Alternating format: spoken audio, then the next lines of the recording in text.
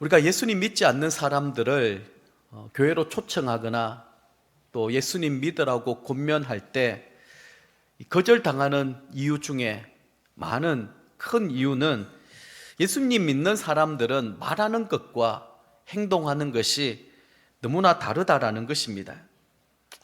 저는 그래도 우리 드림향상교회가 그래도 어느 정도 영혼 구원이 이루어지고 있는 이유가 우리 성도님들, 특별히 우리 목자 목녀님들이 말씀대로 살아가려고 애를 쓰고 몸부림을 치는 이런 모습들이 우리 목장에 있는 VIP들에게 감동을 주고 있지 않나, 저는 그렇게 생각을 하고 있습니다.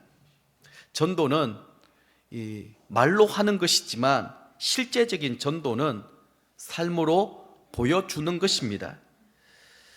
설교자도 말하는 사람이지만 더 중요한 것은 삶으로 설교할 수 있어야 된다라고 저는 늘 생각하고 있습니다. 그래서 여러분들이 저를 위하여 기도해 주실 때에 삶이 설교가 될 수 있는 그런 삶을 살아갈 수 있게 해달라고 여러분 기도해 주시기를 바랍니다.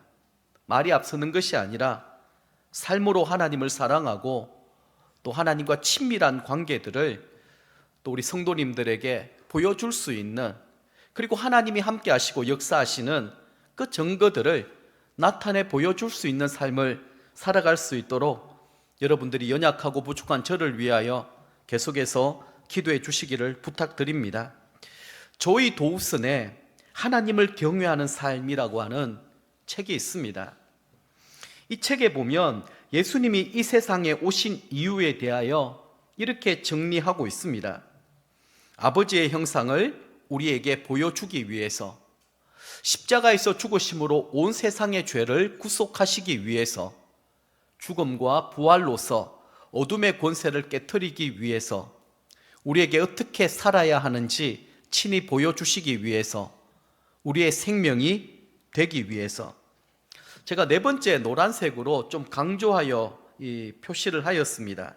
저는 네 번째, 하나님의 아들 예수님이 우리에게 그리스도인으로서 어떻게 살아야 하는지 직접 보여주기 위하여 이 땅에 오셨다라고 하는 이 사실이 마음에 참 많이 와닿았습니다. 예수님은 우리가 예수님의 제자로 이 세상에 어떻게 살아야 될 것인가, 그것을 친히 보여주시기 위하여 이 땅에 오셨다라고 하는 이 사실을 우리가 잘 알고 있다면 이제부터는 예수님의 삶을 우리의 삶의 기준으로 삼아야 될 것입니다.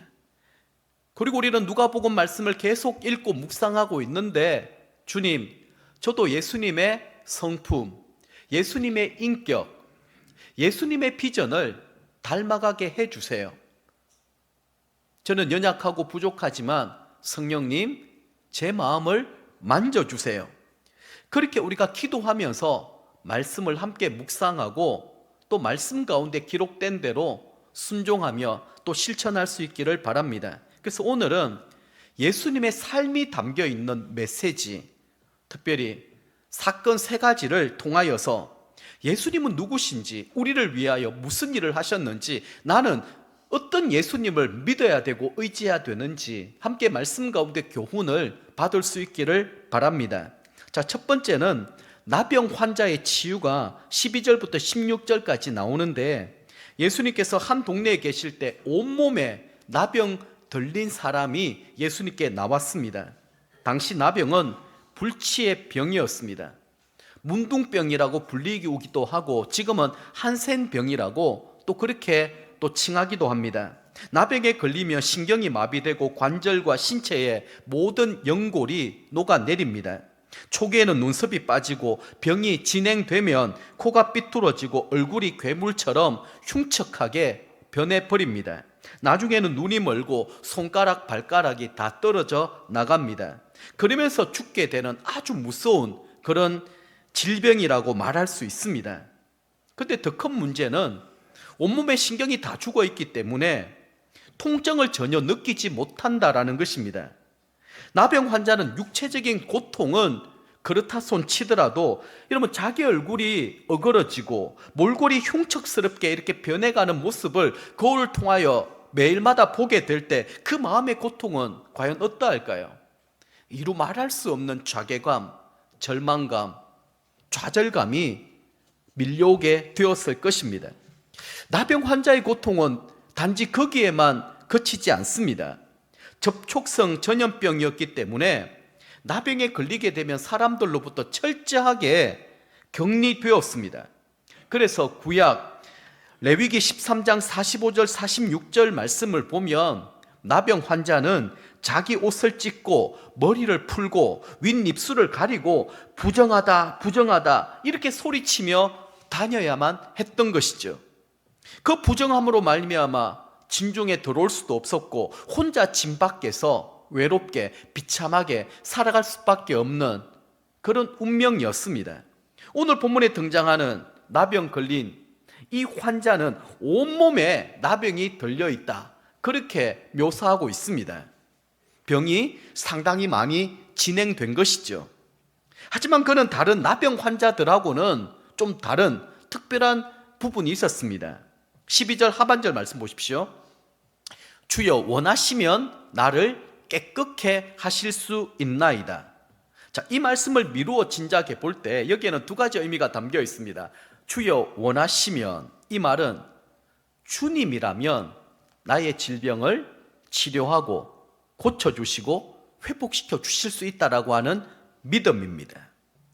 그리고 여기에는 낫고자 하는 열망이 간절했다라는 것입니다. 웬만한 사람 같으면 포기했을 것입니다. 왜냐하면 이것은 치료가 안 되는 병이거든요.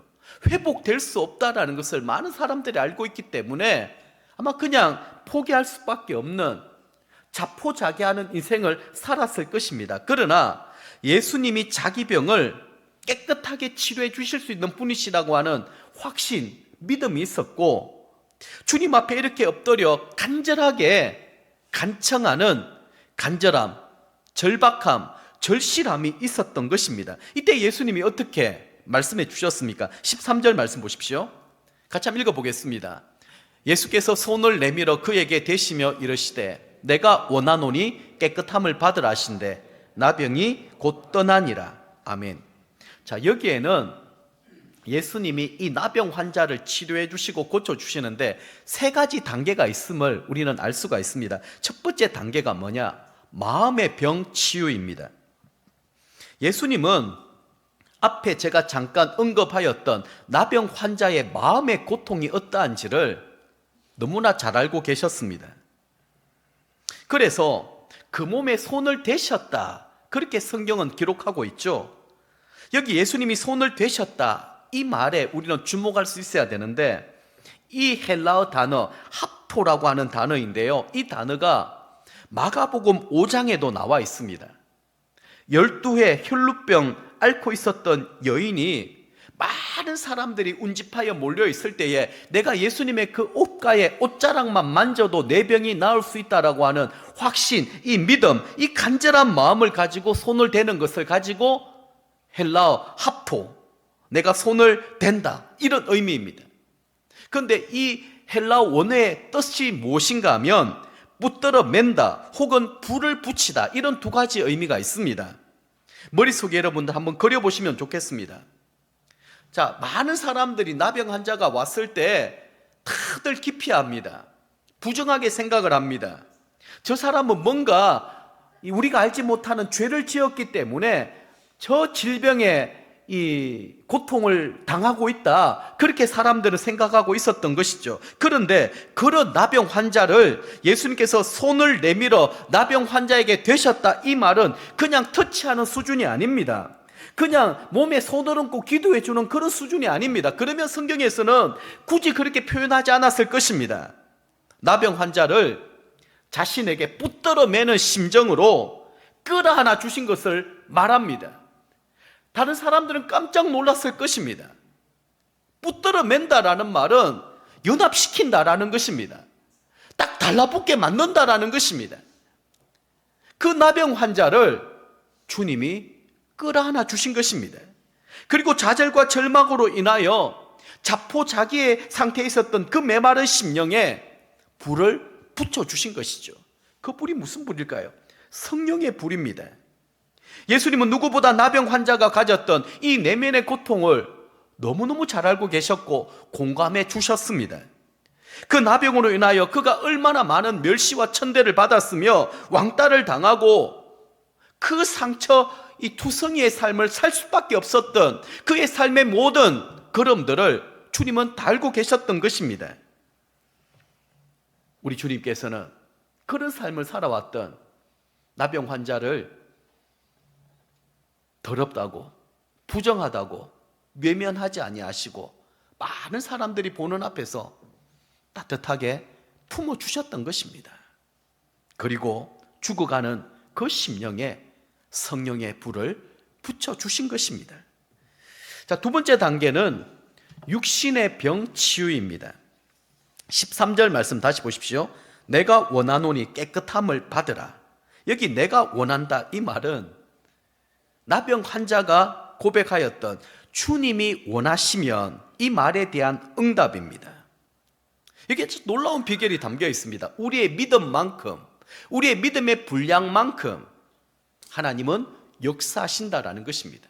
내가 원하지 아니하면 주님은 어떤 역사와 기적도 베풀어 주지 아니하신다라는 것입니다. 그래서 오늘 이 말씀을 묵상하는 동안에 나는 이 나병 환자와 같은 절실함, 절박함, 간절한 마음이 있느냐? 그 표현이 무엇입니까? 주님이 원하시면 나를 고쳐주실 수 있습니다.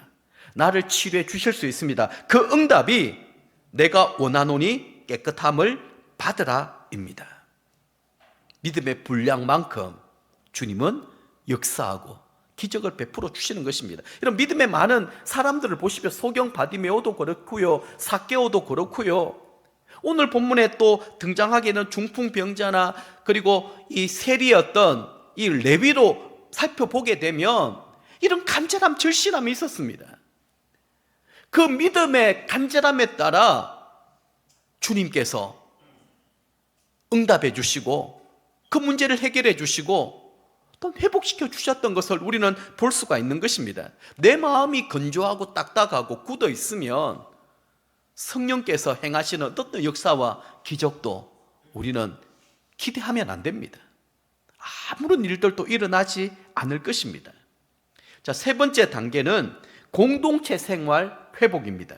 14절 말씀을 보면 예수님은 치료받은 이 나병 환자에게 다른 사람에게 말하지 말고 먼저 제사장에 뛰어가서 이 깨끗하게 치료받은 이 몸을 보여주라고 말씀하였습니다. 예수님은 나병으로 고통받던 이 환자를 깨끗하게 치료해 주시고 율법이 내렸던 격리 조치를 해제시켜 주신 것입니다. 그리고 소외되었던 그의 공동체로 다시 돌려보내 주신 것이죠. 모든 관계들을 다 회복시켜 주신 것입니다. 이런 병의 치료 단계를 통하여 새로운 삶, 새로운 인생을 살아갈 수 있도록 주님은 배려해 주신 것입니다. 이제 어느 누구도 그를 부정하다거나 또 쉽게 판단하고 정죄하지 못하도록 율법에 정한 절차를 밟게 하심으로 말미암아 공동체 생활을 다시 회복시켜 주신 것입니다. 자, 이제 두 번째 사건입니다. 중풍병자에 대해서 한번 살펴보겠습니다.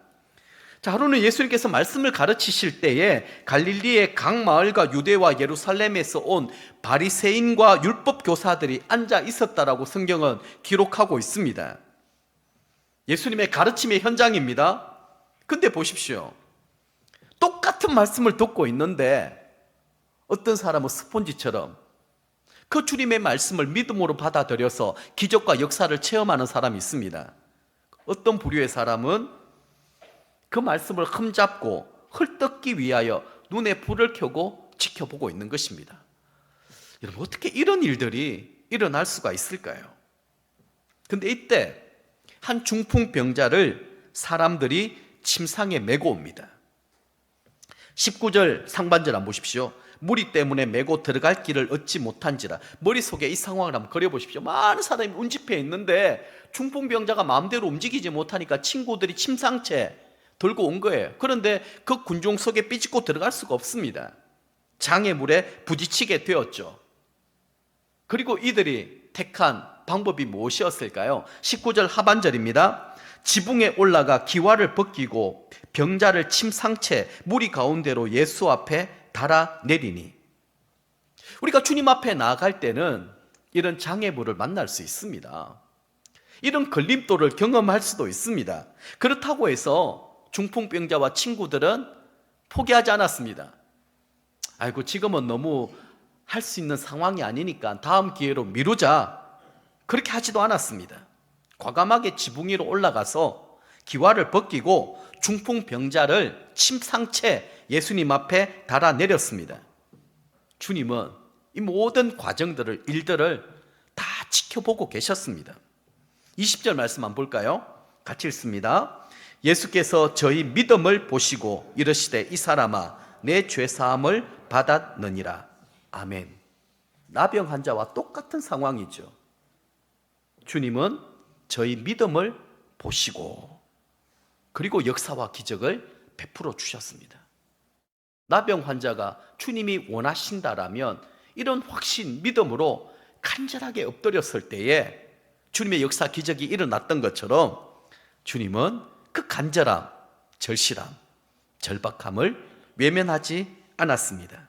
그런데 그 병을 치료한 것이 아니라 주님은 내 죄사함을 받았다, 이것을 먼저 선포하십니다. 좀 이상하지 않습니까? 중풍병자가 예수님께 나온 것은 자신의 육신의 질병을 고침받는 이것이 우선이지 않을까요? 이제는 다른 환자들처럼 침상채 자기가 들고 나가는 이런 기적적인 모습을 보여줘야 되는데 주님은 그 내면의 문제, 죄사함의 문제를 먼저 터치하고 계시는 것입니다.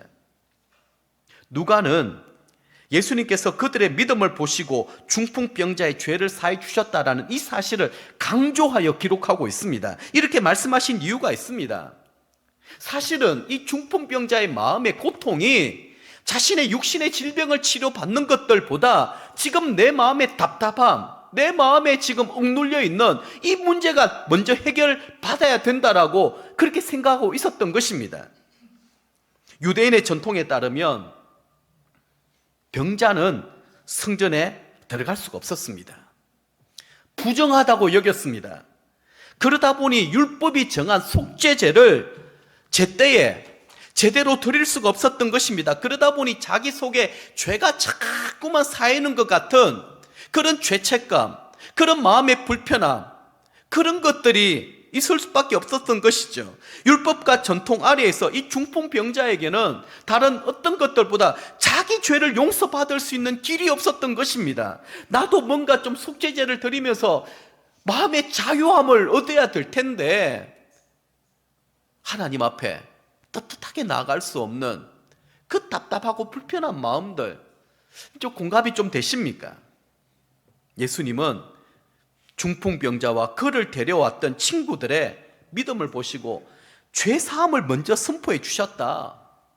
이것은 그 마음의 어려움, 고통, 절실한 문제가 무엇인지를 아시고 죄사함의 은혜를 먼저 베풀어 주신 것입니다.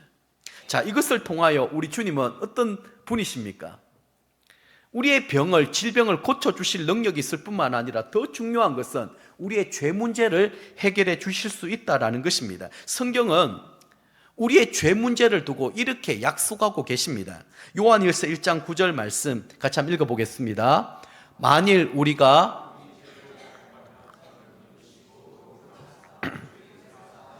모든 불의에서 우리를 깨끗게 하실 것이요. 아멘. 우리 주님은 미쁘시고 의로우신 분이십니다. 그래서 우리 죄를 자백하기만 하면 주님은 우리의 모든 죄를 용서하시겠다라고 약속하십니다.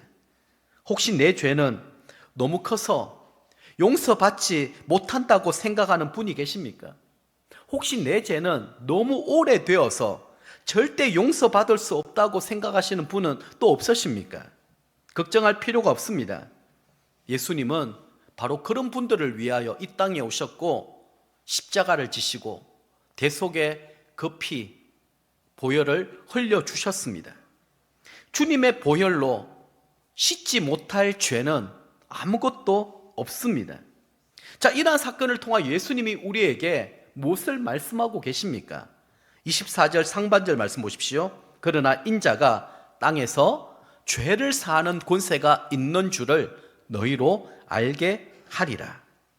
그러면서 지금 저와 여러분들에게 이렇게 초청하십니다. 오라, 우리가 서로 변론하자. 너희 죄가 주홍 같을지라도 눈과 같이 희어질 것이요 진홍같이 붉을지라도 양털같이 되리라. 무슨 말씀일까요? 뭘 걱정하냐? 도대체 너의 문제가 뭐냐? 정말 너가 해결받아야 될 그 문제는 죄 문제가 아니냐? 이렇게 말씀하고 있는 것입니다. 우리는 당장 눈앞에 보이는 먹고 사는 문제, 내 육신의 질병 고침받는 이 문제가 더 중요하게 여겨질지 모르겠지만 우리 주님은 우리의 영혼의 문제가 치료되고 해결되기를 원하시는 것입니다. 여러분, 영혼이 잘 돼야 됩니다. 범사가 잘 되고 강건해지는 것은 그 다음 문제입니다. 우리의 영혼이 잘 되고 난 다음부터 우리의 범사가 잘 되고 강건해지는 축복이 이어지게 되는 것입니다. 그래서 주님이 우리에게 이렇게 가르쳐 주지 않았습니까? 너희는 먼저 그의 나라와 그의 의를 구하라. 이게 영혼이 잘 되는 거예요. 그리하면 이 모든 것, 무엇을 먹을까? 무엇을 마실까? 무엇을 입을까? 이 모든 것들을 더해 주시겠다 약속해 주셨습니다. 지금 당장 이들의 육신의 질병을 치료받는 것보다 더 시급하고 중요한 일들이 마음의 병, 마음의 질병, 마음의 죄 문제가 해결받는 것이 더 중요하다. 주님은 이 문제를 해결해 주시기 위하여 이 땅에 오셨다라는 사실을 우리에게 강조하여 말씀하고 있습니다. 죄가 우리를 다스리면은요, 자유함이 없습니다. 평안함도 없고요. 늘 나의 육신의 정욕, 욕심이 덜 끌어오릅니다. 우리 자신이 가장 잘 알 거예요. 나는 성령의 사람이냐 아니면 육신의 소욕에 따라 살아가는 사람이냐. 주님이 이 땅에 오신 것은 우리 가운데 메마른 우리의 심령에 성령의 불을 붙여서 예수 그리스도와 연합하게 만드시는 것입니다. 그래서 우리 모두가 예수 그리스도의 이 삶을 살아갈 수 있도록 우리를 인도해 주시는 것입니다. 마지막 세 번째는 제자를 부르심입니다. 자, 이제 예수님께서는 제자를 부르시는 사역을 하시는데요, 27절, 28절 말씀 같이 한번 읽어보겠습니다. 그 후에 예수께서 나가서 레위라 하는 세리가 세관에 앉아 있는 것을 보시고 나를 따르라 하시니 그가 모든 것을 버리고 일어나 따르니라. 아멘. 자, 예수님이 나를 따르라 이 말씀에 레위는 한치의 주저함도 없이 모든 것을 버리고 즉시 예수님을 따라 나섰습니다. 당시 세리는 모든 사람들이 상종하기를 기피하는 죄인이었습니다.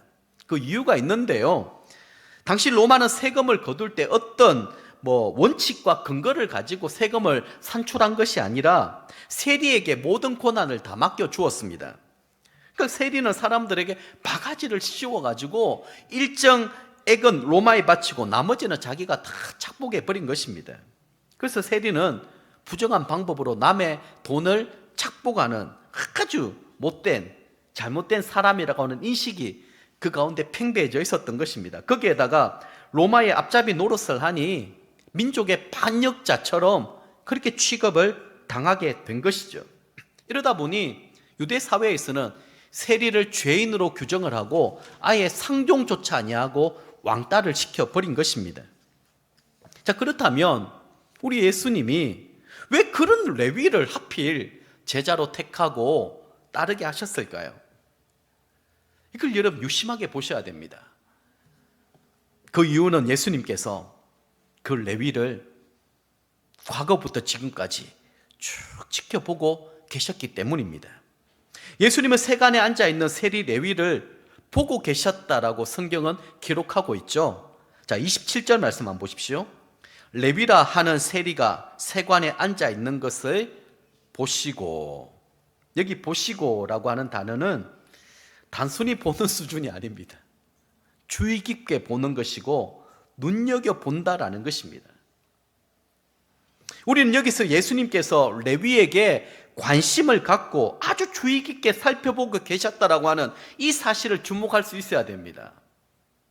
우리 주님은 아무에게나 나를 따르라 그렇게 말씀하지 않았습니다. 베드로에게도 나를 따르라고 했을 때 즉시 그물을 버려두고 주님을 쫓았지 않았습니까? 그런데 만약에 나를 따르라 이 말을 예수님을 흠잡고 그리고 어떻게 하든지 예수님을 공격하려고 하는 바리새인들 서기관들에게 만약 나를 따르라고 했으면 어떤 일들이 일어났겠습니까? 주님은 이 사람이 따를 만하기 때문에 그를 부르고 제자 삼아 주신 것입니다. 사실 레위는 여러 차례 예수님의 말씀을 들었습니다. 그 말씀의 은혜를 받고 있었습니다. 그 말씀 앞에 찔림과 도전을 받으면서 자신의 삶에 여러 가지 많은 고민을 하고 있었습니다. 다른 사람들은 레위 안에 일어나고 있는 이 내면의 갈등, 고민을 아마 눈치채지 못했을 것입니다. 하지만 예수님은 레위의 고민이 무엇인지를 알고 있었고 무엇 때문에 지금 갈등하고 있는지도 너무 잘 알고 계셨습니다. 예수님은 레위가 과거의 잘못을 모두 청산하고 예수님을 따를 준비가 되어 있었기 때문에 나를 따르라 이렇게 말씀하실 수 있었던 것이죠. 한번 생각해 보십시오. 만약 그 순간에 싫은데요? 저 지금 많이 바쁘거든요. 성경에 그렇게 기록되어 버렸다고 한다면 아주 어색하고 우스운 상황이 연출되지 않았겠습니까? 그 예수님이 이 사람한테 얘기하니까 거절당했어요. 또 다른 사람 부릅니다. 네가 나 좀 따를래? 저도 바쁜데요. 그렇게 성경이 기록되었다고 한다면 굉장히 우습고 어색한 상황이 연출될 수밖에 없는 것입니다. 그게 보셨다라는 거예요. 레위가 어떤 사람이었는지, 그 마음에 어떤 변화가 일어나고 있는지. 우리 앞서 살펴보았던 나병 환자, 중풍병자처럼 그 마음에 예수님에 대한 얼마나 간절함, 절실함, 절박함이 있는지 그것을 보고 계셨다라는 거예요. 그랬기 때문에 레위를 제자로 부를 수 있었던 것입니다. 자, 그 근거가 이후에 또 나옵니다. 레위는 예수님을 따르기 전에 이제 어떻게 하고 있습니까? 큰 잔치를 베풀어요. 29절 말씀 한번 보십시오. 레위가 예수를 위하여 자기 집에서 큰 잔치를 하니 세리와 다른 사람이 많이 함께 앉아 있는지라. 이 레위가 베푸는 잔치는 어떤 성격이겠습니까? 세리로서 마지막 작별 인사라고 말할 수 있습니다. 그래서 자기와 똑같은 세리들을 친했던 그 친구들을 다 불러 모아놓고 작별 인사를 하고 있는 것입니다. 그런데 이것은 여러분 작별 인사 그 이상의 의미가 담겨 있습니다. 예수님과 함께 모셔놓고 모르긴 해도 그 앞에서 간증을 하지 않았겠습니까? 내가 예수님의 말씀을 지금까지 쭉 들어왔고 많이 고민하고 있었는데 주님이 나를 제자로 불러주셨다. 나는 이것이 더 가치 있고 의미 있는 일이기 때문에 과거의 모든 삶을 다 청산하고 나는 과감하게 예수님을 따라 나서기로 하였다. 신앙고백 간증이 풍성한 그런 시간이지 않았겠습니까? 예수님 만난 후에 과거의 레위는 더 이상 존재하지 않았습니다. 새로운 레위로 거듭나고 다시 태어난 것을 의미합니다. 그런데 여기에 또 동일하게 제가 지난 주일 그 예수님의 시험 받으심에 대한 얘기를 했는데 은혜가 있는 곳에 사단도 동일하게 역사한다라고 하는 말씀을 드렸죠. 보십시오. 바리새인들과 서기관들은 이 예수님이 죄인들과 식탁의 교제를 나누는 것을 보고 분을 내었고 예수님께 이렇게 비방했다라는 거예요. 30절 말씀 같이 한번 읽어보겠습니다. 바리새인과 그들의 서기관들이 그 제자들을 비방하여 이르되 너희가 어찌하여 세리와 죄인과 함께 먹고 마시느냐. 너무 상반되지 않습니까? 한편에서는 그 예수 그리스도를 나의 주 나의 하나님으로 영접하고 믿으며 받게 되는 그 축복을 얘기하고 있고 한편에서는 여전히 어르렁거리면서 삼킬 자를 찾고 있는 악한 이 어둠의 권세들을 보게 되는 거예요. 유대인들은 죄인들과 교제하거나 접촉하게 되면 그 죄가 자신에게 감염된다고 그렇게 생각했습니다. 그러다 보니 이들과의 접촉 자체를 정죄했던 것이죠. 나쁜 이 친구들과 사귀게 되면 나도 물들다라는 그런 말이 있지 않습니까? 겁묵자억입니까? 네. 나쁜 친구들과 올려 다니다 보면 나도 모르게 그렇게 물이 든다라는 거예요. 이런 논리로 얘기를 하는 것입니다.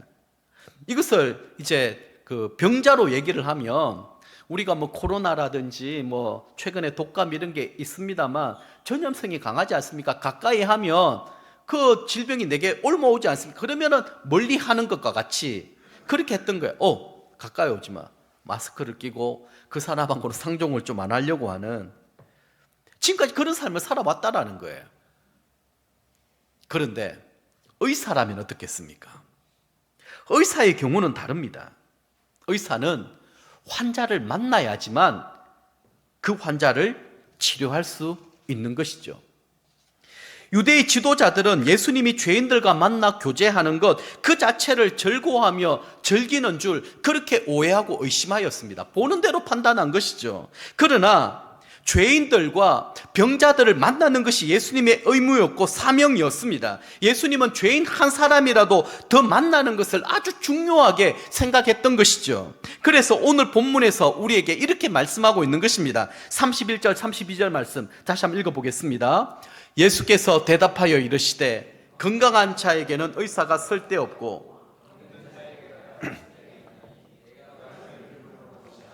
죄인을 불러 회개시키러 왔노라. 아멘. 예수님은 자신이 이 땅에 오신 목적에 대하여 분명하게 밝히고 있습니다. 건강한 사람에게는 의사가 필요 없습니다. 왜냐하면 의사는 환자들을 위해서 존재하기 때문입니다. 마찬가지로 예수님은 의인들을 만나서 사귀고 즐기기 위하여 이 땅에 오신 것이 아닙니다. 죄인들을 만나서 그들의 죄를 사해 주시고 회개시키기 위하여 이 땅에 오셨다라고 분명히 주님이 이 땅에 오신 목적을 밝히고 있습니다. 자, 그러면 우리는 어떤 부류의 사람일까요? 이 말씀 앞에 여러분 어떻게 고백할 수가 있습니까? 주님, 저는 회개할 게 별로 없는 의인인데요. 저는 저 사람하고는 차원이 다르지요. 저는 병들지도 않았습니다. 건강한데요.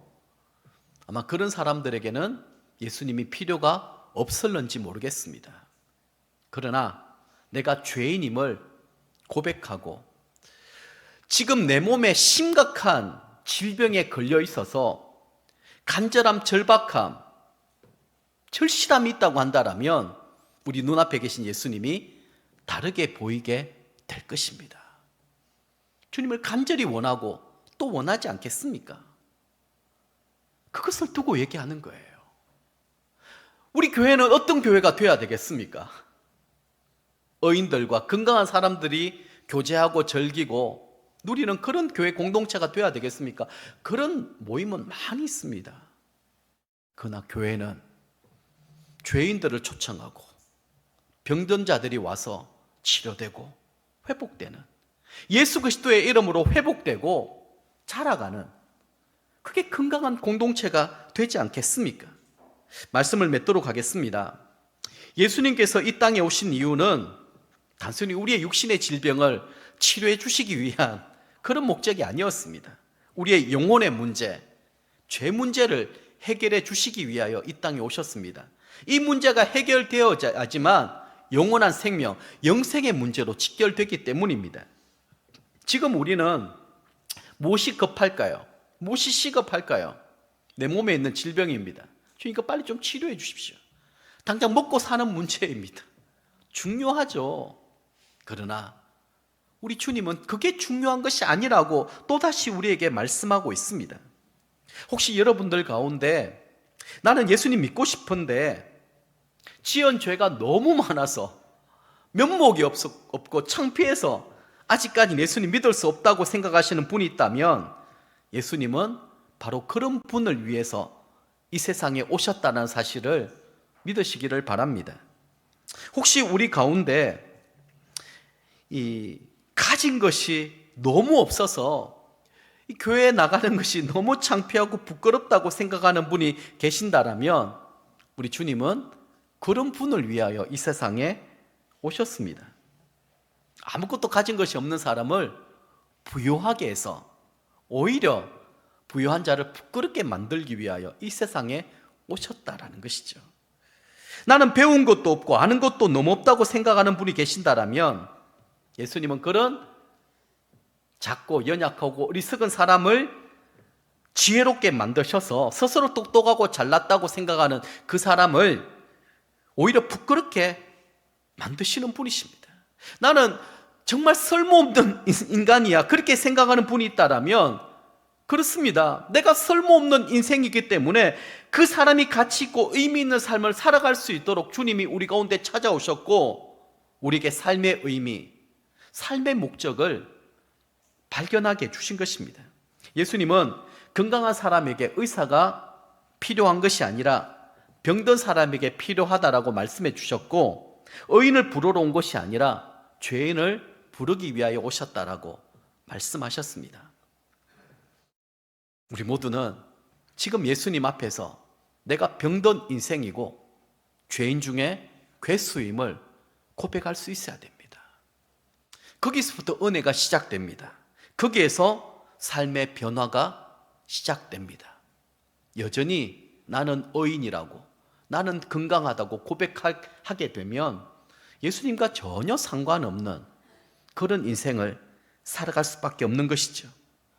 오늘 우리 본문에 등장했던 나병 환자, 중풍병자, 그리고 세리였던 레위가 어떻게 예수님의 제자로 부름을 받았는가, 그것을 보시면서 다시 한 번 더 예수님을 만나고 경험하고 누리는 그런 복된 인생을 살아가실 수 있는 저와 우리 드림양상 모든 가족들이 되시기를 주님의 이름으로 축복합니다. 오늘 주신 말씀을 붙들고 한번 찬양하겠습니다. 찬송